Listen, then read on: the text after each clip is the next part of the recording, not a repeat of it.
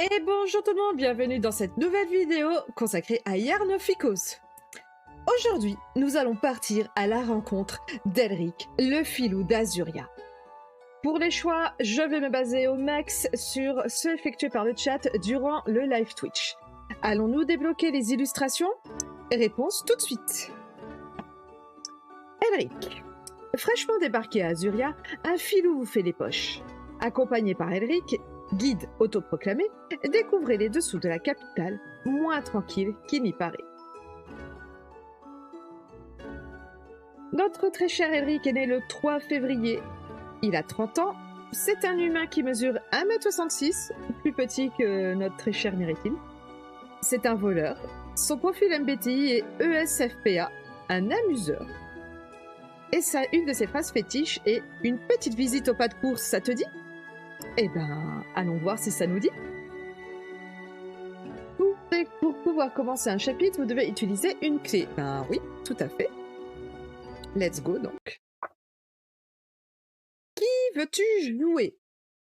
Nous allons jouer la demoiselle, qui est vraiment trop pipou. C'est vraiment une jolie petite poupée. J'adore. Franchement, j'aimerais avoir... j'aimerais être comme elle. Hop, et nous allons l'appeler Léandra.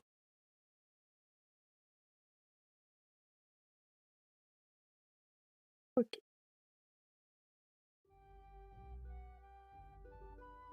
Les pieds brûlants de ma longue marche, j'entre enfin dans la grande Azuria grouillante de vie.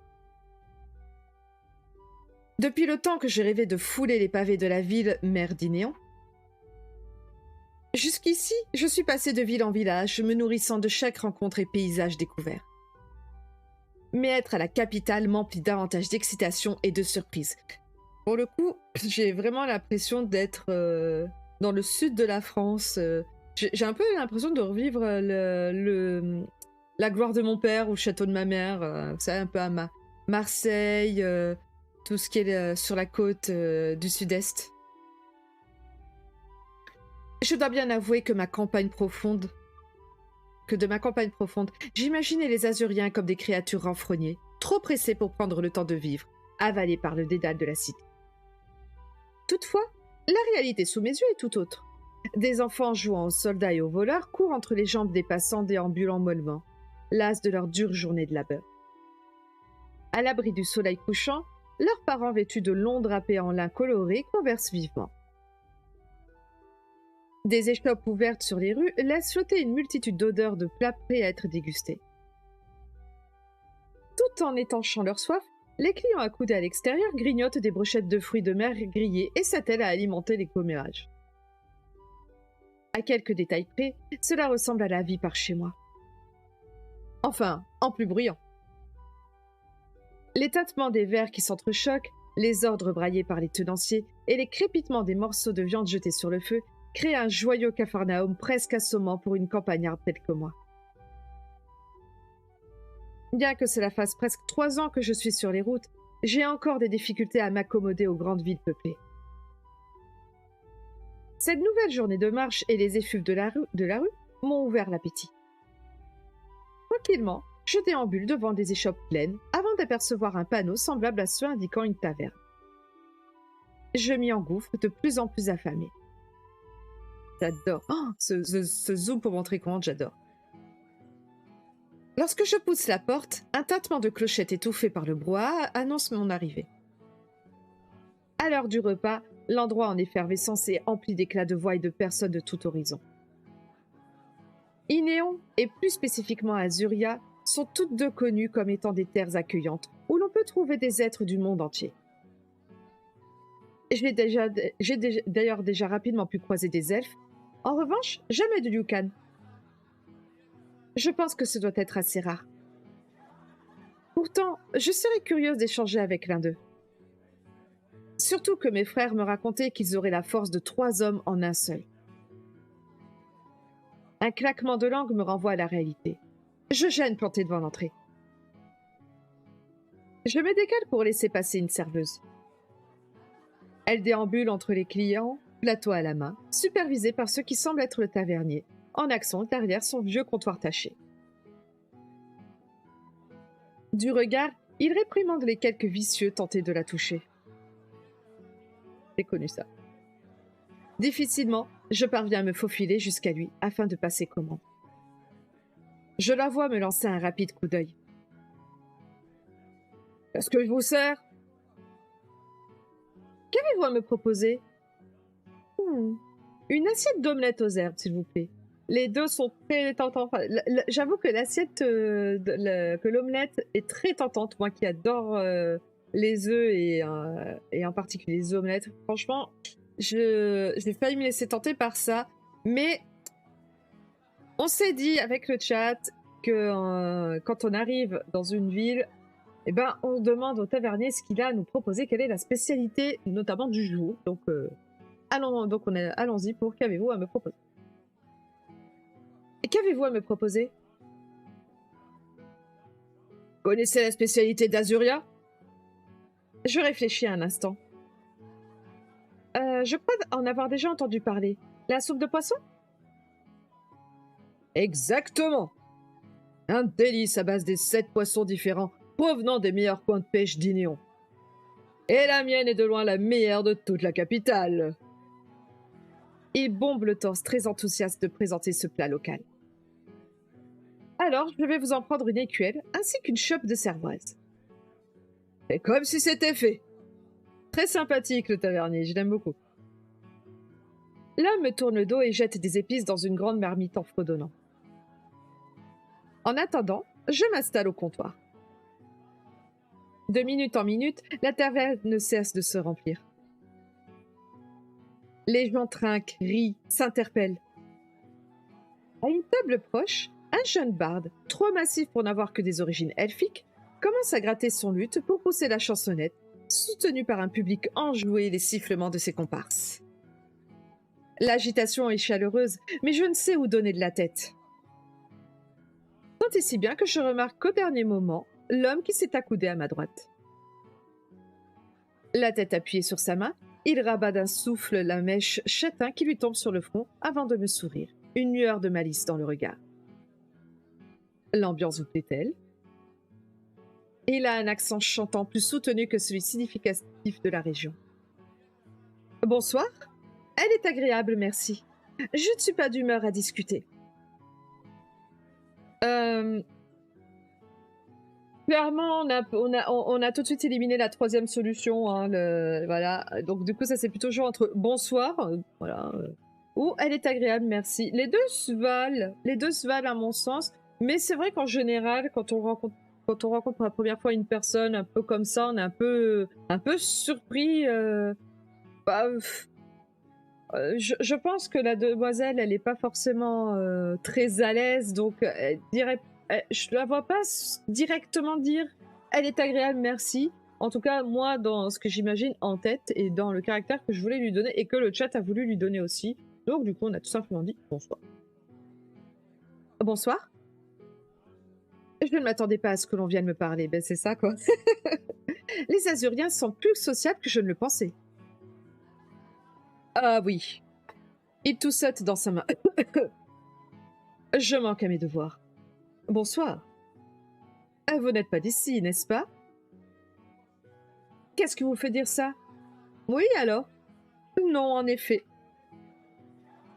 Ouais, pour moi, c'est entre la A et la C. Qu'est-ce qui vous fait dire ça? Non, en effet. Je pense que ça se voit dans notre allure qu'on vient pas d'ici. Donc, le qu'est-ce qui vous fait dire ça? Non. Voilà, je pense qu'on va droit au but. On dit non, en effet. Non, en effet.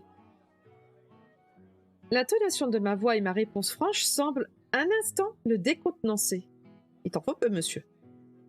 Il souffle du nez et se ressaisit. Vous n'aurez pas besoin d'un guide par tout hasard. Non, je préfère me laisser guider par mon instinct et je verrai où me mènent mes pas. L'inconnu s'approche de moi et scrute mon visage comme pour m'analyser. Je reste quelques secondes perplexe avant de m'éloigner. Mais que me veut-il? Faites attention, cette ville est un vrai labyrinthe. Un conseil, si vous êtes perdu, retournez sur le port. Tous les chemins t'y mènent.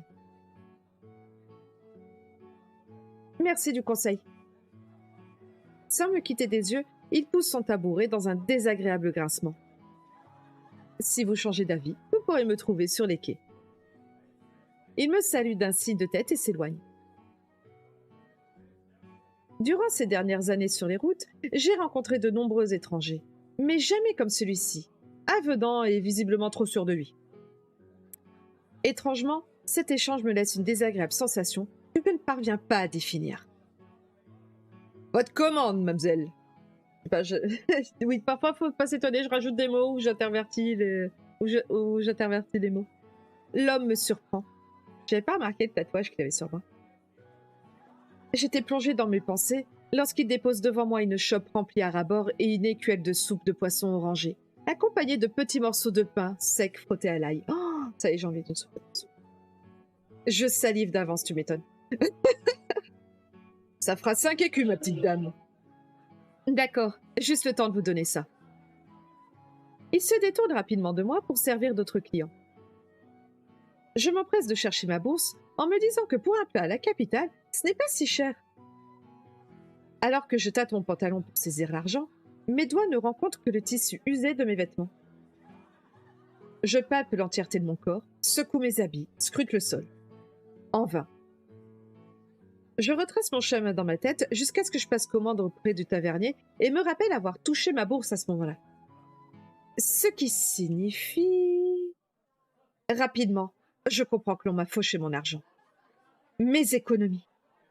Mes seules économies, en fait. Le cœur battant, je me mets à lancer des regards inquisiteurs à la recherche du voleur.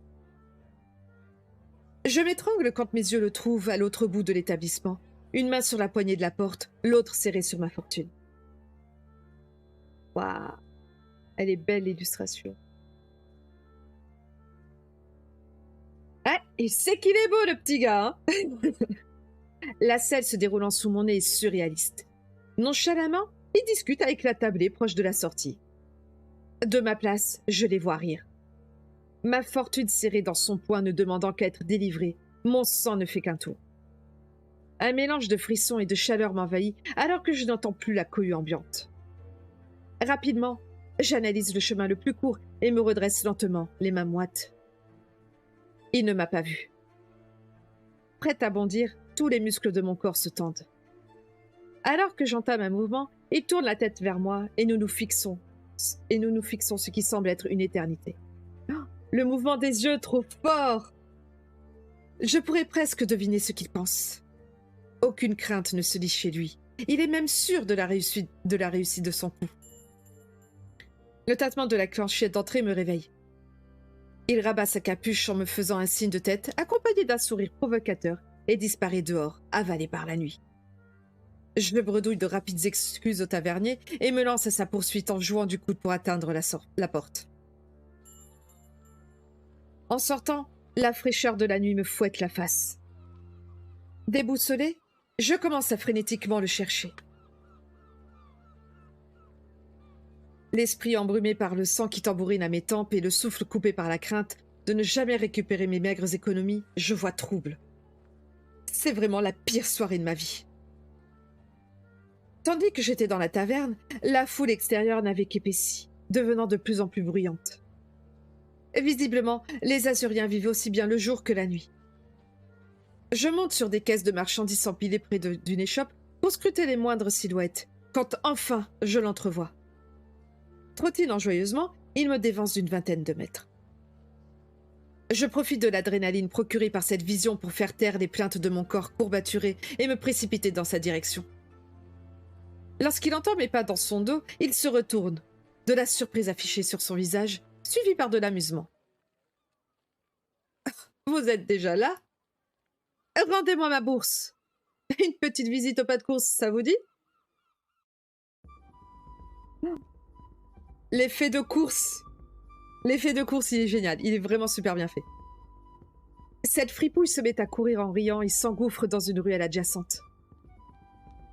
Rapide, il semble effectivement connaître la ville comme sa poche. Si bien que j'ai du mal à le suivre. Il évite aisément les passants, s'engouffre dans une échoppe pour en sortir par une autre et se joue de la situation. « Oh, vous êtes encore là? C'est que vous êtes tenace. Ces provocations insufflent en moi davantage d'énergie qui me pousse à ne pas le lâcher. L'air brûle mes poumons, me laissant en bouche un arrière-goût de fer, alors que je n'entends que brièvement les plaintes des habitants sur notre passage. Tout à coup, dans une avenue vraisemblablement marchande, il se met à renverser quelques caisses et barils pour me ralentir.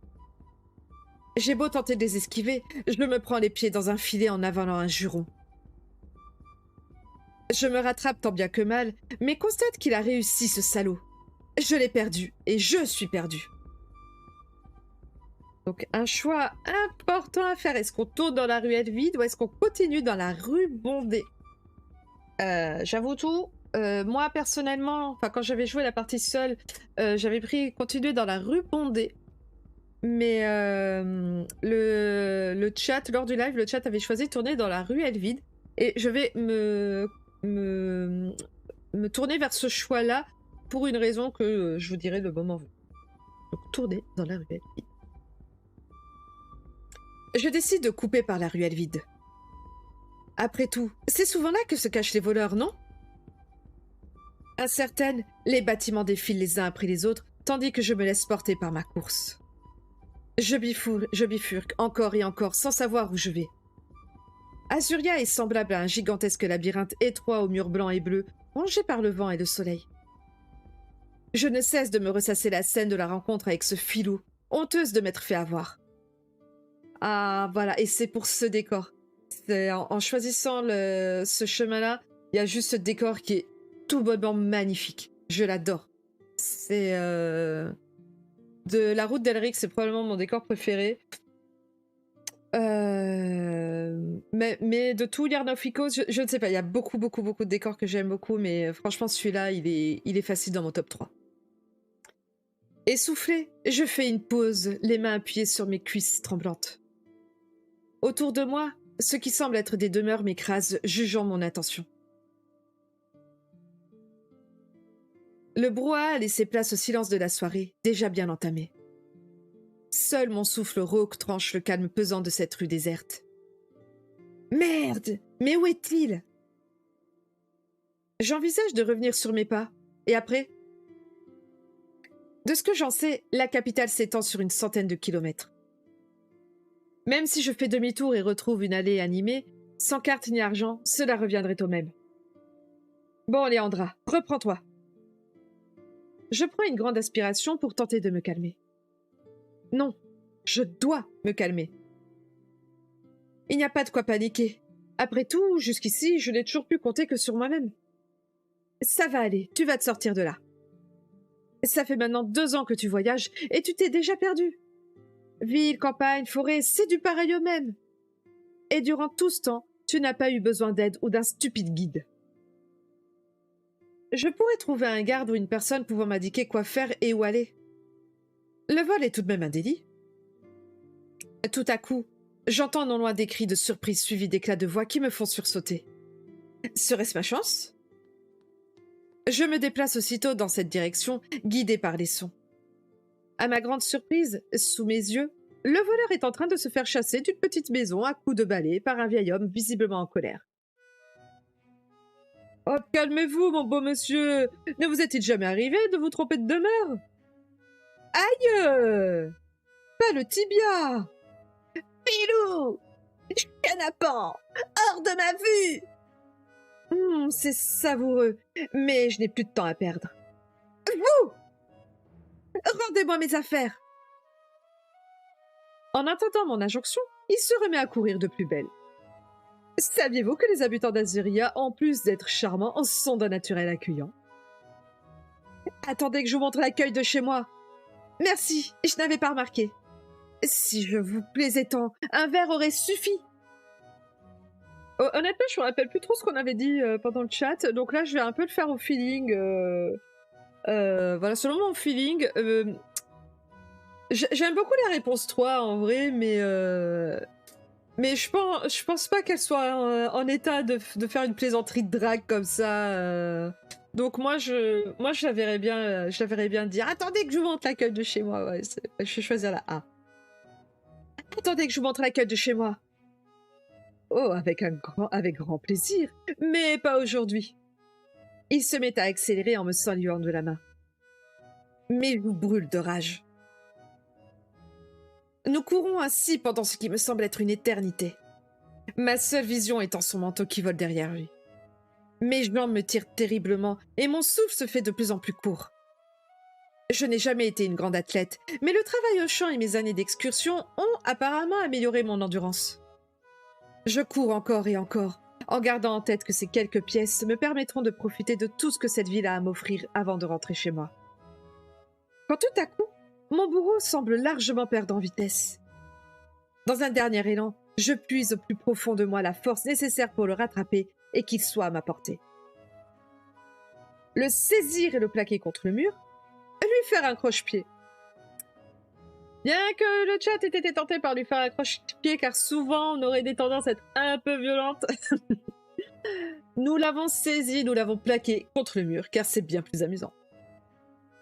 Du bout des doigts, je parviens à attraper sa capuche, le freinant dans sa course. Je le saisis à pleine main et le plaque fortement contre l'un des murs froids de la ruelle. Ah! Oh, quelle est belle cette illustration. Ah, elle est tellement... C'est fou, la situation ne s'y prête pas, mais en vrai, elle est tellement romantique.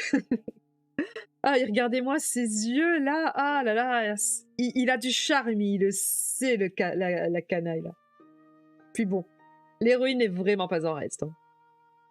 Mes mains agrippant ses poignets, il ne se débat pas. Haletant, son souffle chaud sur mes joues, il me scrute avec une lueur de contentement. Des gouttes de transpiration perlent sur sa mèche et viennent s'écraser sur son torse déjà détrempé. Nous n'entendons que nos respirations saccadées et nos déglutitions respectives. Un instant, mon cœur rate un battement. Il a un certain charme. De si près, je peux parfaitement voir le visage de la félonie. Encore une fois, deuxième choix vraiment très drôle. Mais on part du principe qu'on veut le séduire, ce chenapan, donc on va choisir la réponse A. Un instant, mon cœur rate un battement.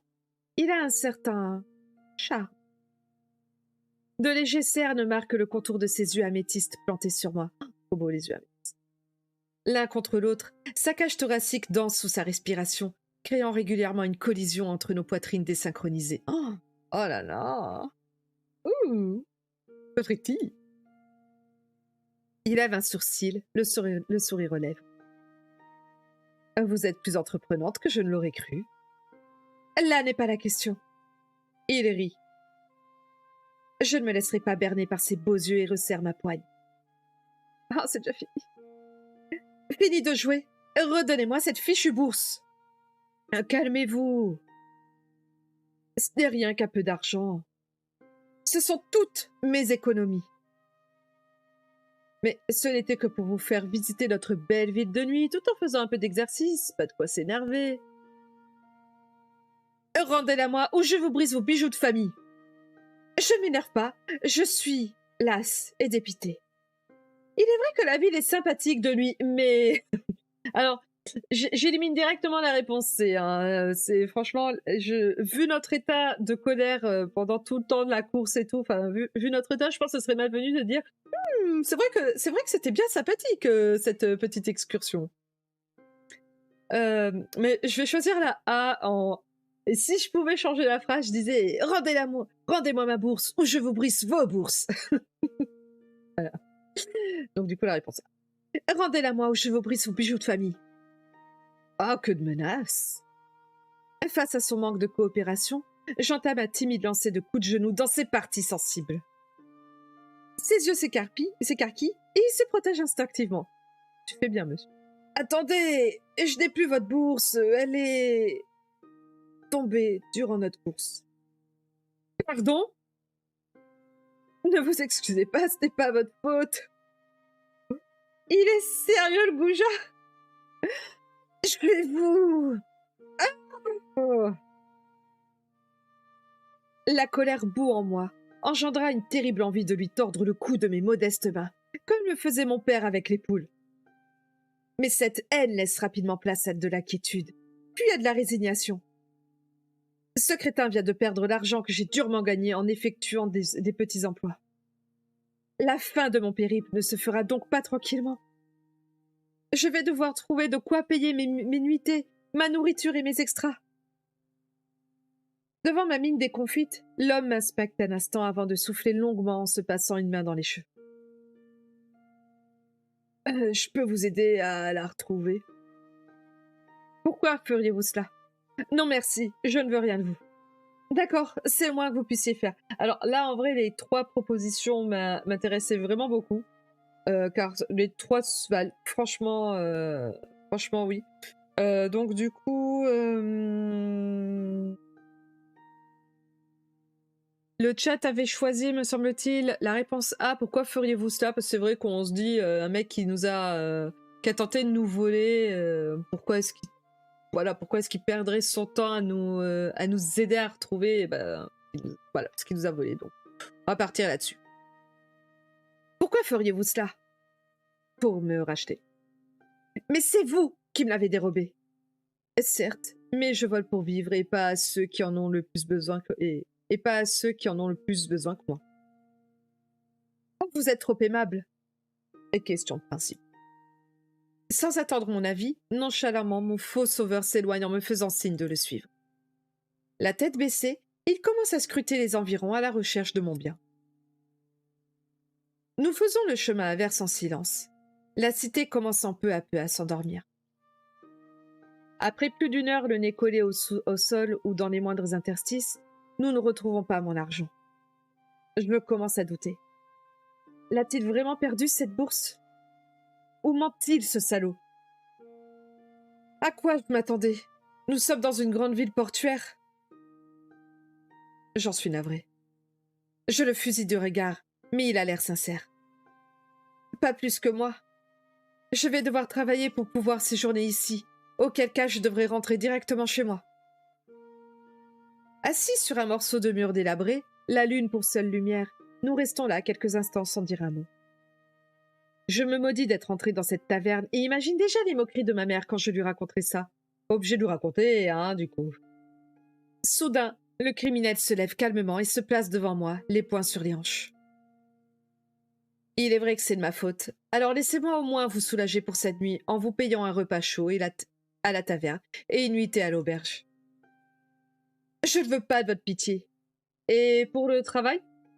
Au point où j'en suis, je pense qu'on est fatigué. Il se propose aimablement de faire amende honorable, pour cette nuit en tout cas. Moi je dis on accepte. On accepte l'offre au point où on en est, de toute manière. Hein, autant se faire prendre en pitié par un voleur. Moi je dis que ça à dire. J'envisage rapidement toutes les possibilités pour ce soir. Elles sont maigres. Hormis le dénoncer et dormir dehors, celle-ci est de loin la meilleure. Au point où j'en suis, ne prenez pas cet air si affligé. C'est facile pour vous, ce n'est pas votre propriété qui est perdue. C'est vrai, je ne m'attache guère aux biens matériels. Grand bien vous fasse. Le drôle d'énergumène satisfait me tend sa main gantée que je saisis mollement. Je me nomme Elric. Léandra. Tel un noble dans sa demeure trop grande pour lui, il fait une légère révérence de convenance. Je reste pantoise devant cette action surjouée. Chère Léandra, c'est un plaisir. Bof. J'adore. Bof. Sans relever ma réaction, le dénommé Elric ouvre le chemin d'un pas décidé jusqu'à la taverne du port. Je le suis entraînant des pieds. Me voilà parti pour encore quelques heures en sa compagnie. Arrivé à destination, un important brouhaha s'échappe de la bâtisse me fatiguant d'avance. Devant quelques quidam traînent, un verre à la main. Le dénommé Elric pousse la porte. J'aspire un grand coup avant d'entrer. En cette fin de soirée, nombreuses sont les personnes trop ivres, braillardes et gauches emplissant la taverne. L'odeur des cuisines que je sentais quelques heures auparavant dans l'autre établissement a ici laissé place à celle de l'alcool et de la transpiration. Charmant. Charmant. Mon accompagnateur s'assoit à une table et signifie au tavernier que nous souhaitons nous sustenter. Las, je limite. Alors, qu'est-ce qui vous amène à Azuria? J'ai quitté la ferme familiale pour découvrir le pays. Je pense que ça ne vous regarde pas. Et vous? Moi, je dis... Et le chat avait dit, on quitte la ferme familiale pour découvrir le pays, tout simplement parce que, ok, on a l'air... je pense qu'on est éreinté de cette soirée qui nous a fatigués. Mais bon, encore une fois, il nous paye le repas, il nous... mais... Ok, c'est lui qui nous a volé notre bourse, mais autant rendre la soirée plaisante, enfin, aussi plaisante qu'elle puisse l'être à ce stade. Et j'ai quitté la ferme familiale pour découvrir le pays il y a de cela un peu plus de 3 ans. Je souhaitais terminer par la ville qui a donné naissance à Inéo. C'était en quelque sorte le point culminant de mon voyage, ouais, bah, super. Hein, point culminant qui sera à l'image de tout mon pèlerinage tumultueux. L'homme lève les sourcils, son visage s'adoucissant davantage. C'est intéressant. Moi aussi j'étais sur les routes avant d'arriver dans la capitale. Dubitative, je l'observe un moment. Malgré ses vêtements défraîchis, je l'imagine difficilement paysan ou voyageur. Vous ne venez pas d'ici? Non, je ne suis pas native d'Azuria, mais elle a rapidement conquis mon cœur. C'est-à-dire, ce sont des dalles de rue emplies de vie, inondées d'air iodé, de couleurs et d'odeurs.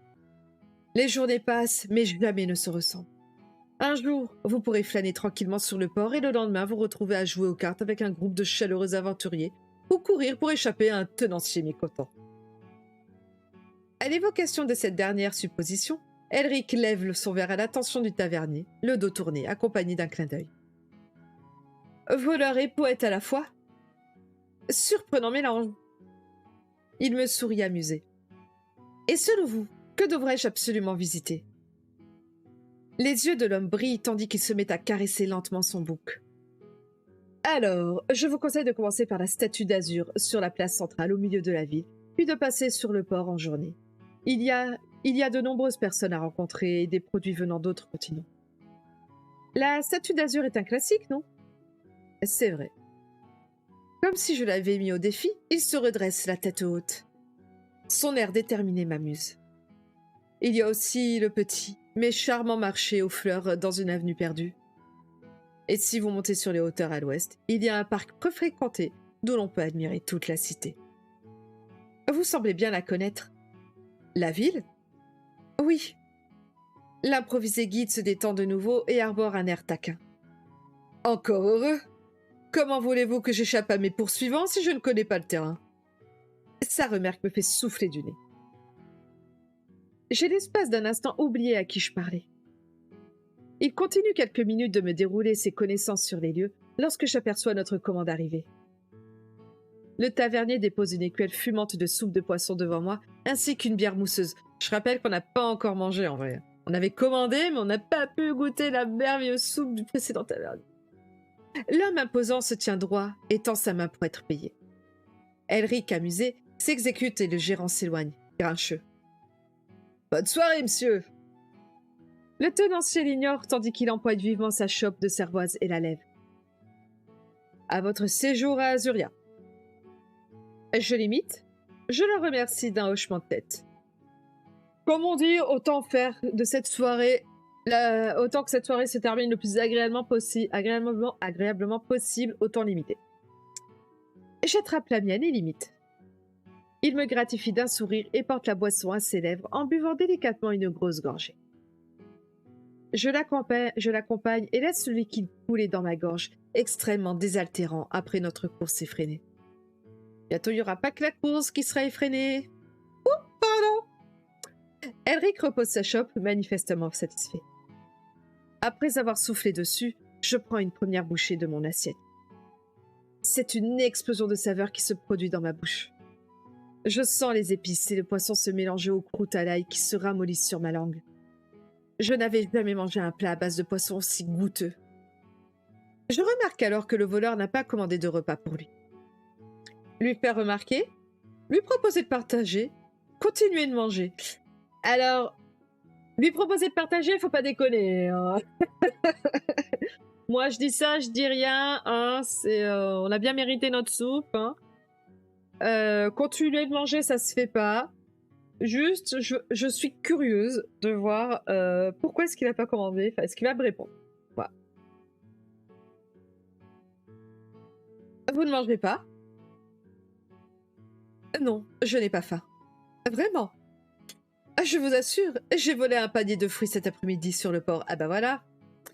Est-ce que je voulais vraiment le savoir, ça? Il dit cela avec tant d'aisance et sans remords que ça a tendance à légèrement masticoter. Vos journées se résument-elles à destituer des gens? En quelque sorte. Je dérobe ce dont j'ai besoin, puis le reste de la journée, je lézarde ou déambule dans la ville, en faisant de temps en temps des achats. Mais quelle vie palpitante! J'ai peut-être dit cela avec ironie, mais au fond, lézarder en profitant de la vie semble être agréable et reposant. Il peut être vite tentant d'y céder. Je ne m'en plains pas, je n'ai aucune responsabilité, aucun compte à rendre à qui que ce soit. Personne? Personne à part moi et ma conscience. Vous ne connaissez pas la solitude? Azuria? Jamais. Il est vrai que durant mon périple, je n'ai jamais ressenti la solitude, et pourtant j'ai grandi en présence de 2 frères collants. Mais vivre à un endroit seul et sillonner les routes en solitaire, ce n'est pas la même chose. Je ne sais pas vraiment si je le supporterai à long terme. Pendant que je déguste mon repas, nous discutons principalement d'Azuria, de sa réputation, des spécialités locales et du mode de vie de ses habitants. Malgré notre différend, l'instant est chaleureux. Elric se montre agréable et me commande un bol de tentacules de poupe, ainsi que d'autres chopes de cervoise. Allez, let's go. On est en train de s'éclater la panse, là. Là, c'est bonheur, là. Verre après verre, l'ambiance devient plus légère. Ah, c'est ce que je dis! Faut faire en sorte que cette soirée se passe le mieux possible. Chancelant, ivre des quelques verres d'alcool avalés lors du repas, nous sortons de la taverne pour nous prendre de plein fouet l'air frais de la mer. J'inhale une bouffée, imité par un Elric joyeux qui me fait signe de le suivre. Alors que nous bifurquons dans la ruelle sombre se trouvant derrière la taverne, l'homme fonce malencontreusement dans un imposant tonneau en bois, posé près d'une charrette couverte, chargée d'autres marchandises similaires. Sous le coup, un inattendu et fugace gémissement s'échappe du cou qui tangue légèrement. Je me suis arrêtée net. Tous les effets de l'alcool s'estompent instantanément et mon cœur se met à battre rapidement. En une fraction de seconde, de nombreuses hypothèses se bousculent dans ma tête. Elric, confus, a un mouvement de recul. Il se place à mon niveau et sans détacher son regard du tonneau, chuchote. « Vous avez entendu ?» Le souffle court, j'hoche la tête. « Je ne suis donc pas fou. » Non. Je vous assure que le tonneau couinant n'est pas une spécialité d'Azuria. Pour une fois, je vous crois sur parole. Devrions-nous l'ouvrir? Nous ne devrions pas y toucher. Quelque chose semble avoir besoin d'aide là-dedans. Vous croyez? Donc soit on est catégorique et on passe notre route, on n'y touche pas parce que c'est vrai que ça peut être dangereux, hein. Y a un truc qui couine, on l'ouvre, ça nous saute à la figure et après. Mais si quelque part il y a quelque chose ou quelqu'un qui a besoin d'aide là-dedans, on risque d'avoir ça sur notre conscience. Et vous croyez, bah du coup, on sait pas trop, on est plutôt mollasson, enfin on se dit, je suis pas sûre, vous croyez, on devrait. Voilà. Donc, autant faire de notre héroïne quelqu'un de bien, elle fait fi du danger et elle se dit, non mais quelque chose semble avoir besoin d'aide là-dedans, donc let's go quoi. Peu importe ce qu'il y a dedans, je me dois de l'aider. Si c'était moi ou un de mes animaux, j'apprécierais qu'on le fasse. Quelque chose semble avoir besoin d'aide là-dedans. Vous avez raison. Nous pouvons l'ouvrir ensemble. S'il y a un danger, nous pourrons nous protéger mutuellement. Et ben voilà, let's go. Il secoue la tête et nous approchons lentement du tonneau. Presque imperceptible, une respiration saccadée se fait entendre. De plus en plus étonnant tout ça. L'un à côté de l'autre, Elric pose une première main peu assurée sur le couvercle, puis une deuxième avant de le soulever d'un coup sec. Un cri étouffé s'échappe, suivi de sanglots. Je me sens faiblir. L'unique et faible lumière provenant de la lanterne près de la porte arrière de la taverne nous permet de deviner la silhouette d'une jeune fille recroquevillée et nue. Terrifiée, Elle nous supplie de regard, le visage noyé de larmes. Ah, alors là, franchement, c'est une histoire déjà ultra dynamique dès le premier chapitre. Dès le premier chapitre, voilà, on est tenu en haleine par ce filou qu'est Elric. Franchement, c'est déjà très très intense hein, ce qu'on nous promet avec ce premier chapitre. Déjà, on nous vole notre bourse quoi. On nous vole notre bourse et là une course poursuite déchaînée est en train de se dérouler. Donc on court, la description est super bien faite, les décors, le dynamisme des décors aussi. Parce que, voilà, les décors, c'est censé être fixe, ils sont censés être fixes, mais il y a des effets qui sont donnés. On se rappelle quand on est rentré dans la taverne, il y a eu l'effet de zoom pour dire que hop, on entre, voilà, on s'avance et on entre dans la taverne. L'effet de flou pour montrer qu'on est en train de courir assez vite pour attraper ce filou. Non, franchement, je trouve la narration vraiment très bien et derrière les illustrations suivent vraiment ça. C'est très dynamique. On se rend compte qu'au final on ne sait rien d'Elric. On n'apprend absolument rien d'Elric si ce n'est qu'il n'est pas d'Azuria. Que juste il est tombé amoureux de la ville, qu'au détour d'un de ses voyages il est venu à Azuria, il est tombé amoureux de la ville et il y est resté. Donc moi personnellement je trouve ça assez intriguant comme approche, donc voilà. Mais sinon on sait pas du tout d'où il vient, à part qu'il vole, on sait pas ce qu'il fait, on sait pas ce qu'il faisait. Est-ce qu'il a des parents? Est-ce que ses parents sont morts? Est-ce qu'il y a des frères et sœurs? On ne sait strictement rien de lui. Et ça, et ça je trouve, c'est frustrant mais aussi plaisant car on a hâte de le découvrir au fur et à mesure de l'histoire. Donc franchement, j'adore. Franchement, j'adore. Comme le chapitre 2 il est déjà sorti à ce stade, je ne vais pas faire comme j'ai fait pour Méréthil et Wardan. Je ne vais pas faire archives, je ne vais pas vous montrer des archives, la biographie, l'historique, pour pas spoiler, car on va se retrouver très vite pour la vidéo du chapitre 2. Et on découvrira tout ça ensemble, du coup, voilà, pour Elric. Bon, en tout cas, on a débloqué 2 illustrations, et je parlais d'intensité. La deuxième illustration où on le plaque contre le mur montre déjà un certain niveau d'attirance entre nos deux personnages, que ce soit Elric ou Léandra. Donc ça promet. Enfin, mon attente du coup pour Elric, c'est vraiment que ça s'intensifie davantage, parce que déjà ce premier chapitre, je trouve qu'il envoie du lourd, et puis ce cliffhanger de fin, qui est cette jeune fille dans le tonneau, qu'est-ce qu'elle fait dans le tonneau, pourquoi est-elle nue? Franchement, en haleine, on est en haleine dans ce chapitre. Enfin, c'est comme je disais, c'est un rythme très soutenu, et j'espère vraiment que la cadence va continuer comme ça, parce que, enfin voilà, c'est vraiment une histoire, un premier chapitre très très très plaisant. Donc je vais m'arrêter là pour cette vidéo. J'espère que ce chapitre 1 vous a plu. N'hésitez pas à laisser vos remarques en commentaire. Si ça vous a plu, mettez aussi un pouce bleu sur la vidéo, et n'hésitez pas à vous abonner à la chaîne pour ne pas louper les prochaines vidéos qui sortiront. Et quant à moi, je vais vous dire de manger des bananes avec des donuts, c'est bon pour la santé et ça fait du bien par où ça passe. Mais n'oubliez pas que quoi qu'il en soit, vos choix compteront toujours. Bisous!